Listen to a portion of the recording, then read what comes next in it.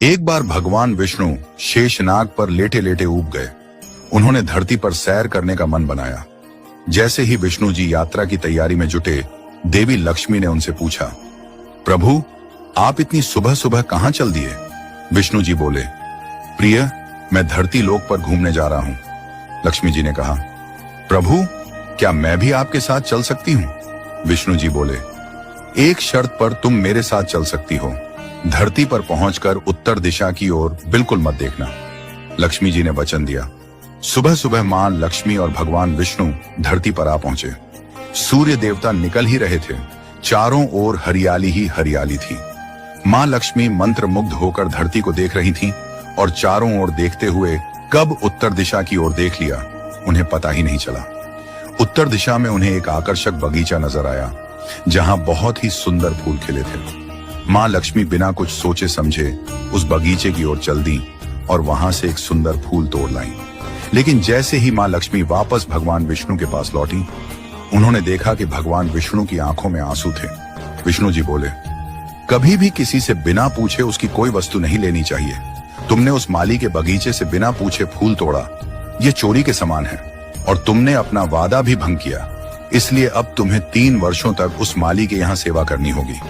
उसके बाद मैं तुम्हें वापस बैकुंठ बुला लूंगा। मां लक्ष्मी ने सहमति दी। उन्होंने एक छोटी बच्ची का रूप धारण किया और उस बगीचे के मालिक राघव के घर पहुंची। घर क्या, एक झोपड़ी थी। राघव की पत्नी, 2 बेटे और 3 बेटियां थीं। किसी तरह उनका गुजारा चलता था।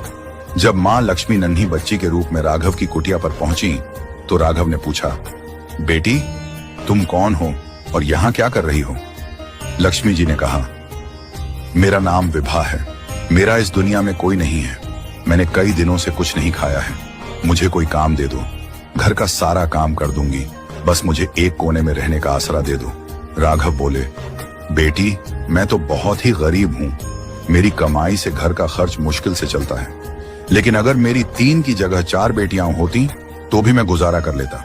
अगर तुम मेरी बेटी बनकर जैसा रूखा सूखा हम खाते हैं उसे खा सकती हो तो आ जाओ। इस प्रकार राघव ने मां लक्ष्मी को अपनी बेटी बना लिया और वे 3 वर्ष तक वहां रही। जिस दिन लक्ष्मी जी आई उसी दिन राघव को इतनी आमदनी हुई कि फूल बेचकर उसने एक गाय खरीद ली। धीरे धीरे उसके पास खूब जमीन, धन दौलत हो गई।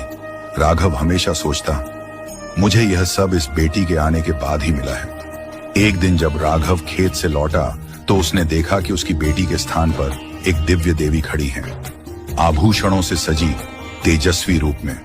राघव समझ गया, यह तो स्वयं मां